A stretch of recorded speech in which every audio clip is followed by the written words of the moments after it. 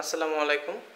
আজকে দেখাবো কিভাবে এক্সটেনশন বাল্ব মানে উইদাউট এইচভিএসি যে সার্কিটগুলো রয়েছে, এইচভিএসির যে ইনডোর বা আউটডোর যে কন্ট্রোলার সার্কিট ছাড়া কীভাবে এটাকে অপারেট করতে পারেন ওপেন আর ক্লোজ। অলরেডি দেখতে পাচ্ছেন যে এটা ঘুরতেছে।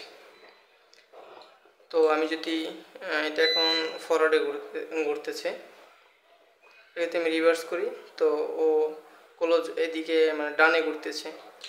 এখন যদি আমি ভাল্বটা লাগাই দিলে কিন্তু এখান থেকে হাওয়া বের হবে,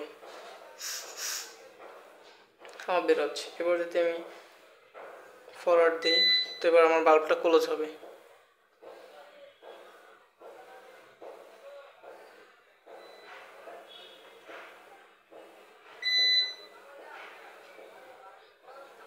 ক্লোজ হয়ে গেছে। এবার কিন্তু এটা দিয়ে হাওয়া বের হচ্ছে না, সম্পূর্ণ ক্লোজ হয়ে গেছে। এই এক্সপেনশন বাল্বটা চালানোর জন্য যেটা আমাদের দরকার সেটা হচ্ছে যে ফার্স্ট টাইম আমাদের দরকার এরকম একটা কন্ট্রোলার দরকার। আসলে এই এক্সপেনশন বাল্বটা চালানোর জন্য একটা স্টেপার মোটর ব্যবহার করে ভিতরে। এই স্টেপার মোটরটাকে চালানোর জন্য ড্রাইভার দরকার হয়, স্টেপার ড্রাইভার। আমি এখানে একটা স্টেপার ড্রাইভার নিছি। স্টেপার ড্রাইভারটাকে মানে ওর কন্ট্রোলিং সিস্টেমটা কোন দিকে অপারেট করবে এর জন্য একটা অপারেট করার জন্য একটা প্রোগ্রামাল আইসি লাগে। সেখানে আমি একটা প্রোগ্রাম করা একটা বোর্ড লাগাই দিই, সেটা হচ্ছে আরডুইনো ন্যানো বোর্ড।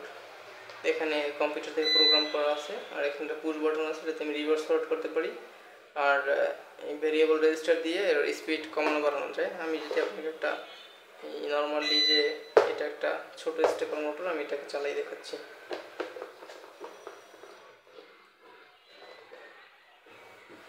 ঠিক এটা যেভাবে ঘুরতেছে এক্সটেনশন বাল্বটাও ঠিক একইভাবে ঘুরে।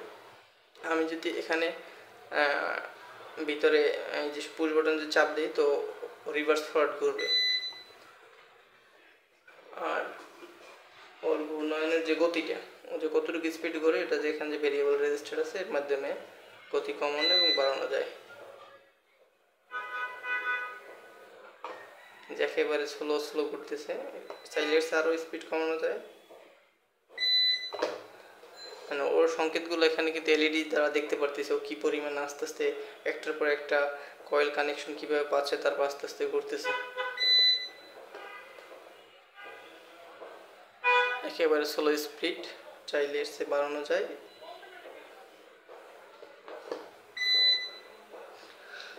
আসসালামু আলাইকুম। এই পর্যন্ত আমাদের ভিডিও সমাপ্ত। তো আমরা যারা এইচভিএসি নিয়ে কাজ করি তাদের এক্সপেনশন বাল্বটা সবারই সুপরিচিত। তো এটা দিয়ে সবাই কাজ করতে পারি চাইলে। তো কারো যদি দরকার হয় আমার এই ভিডিওতে দেওয়া যে কন্ট্যাক্ট আছে এখানে যোগাযোগ করবেন। আসসালামু আলাইকুম।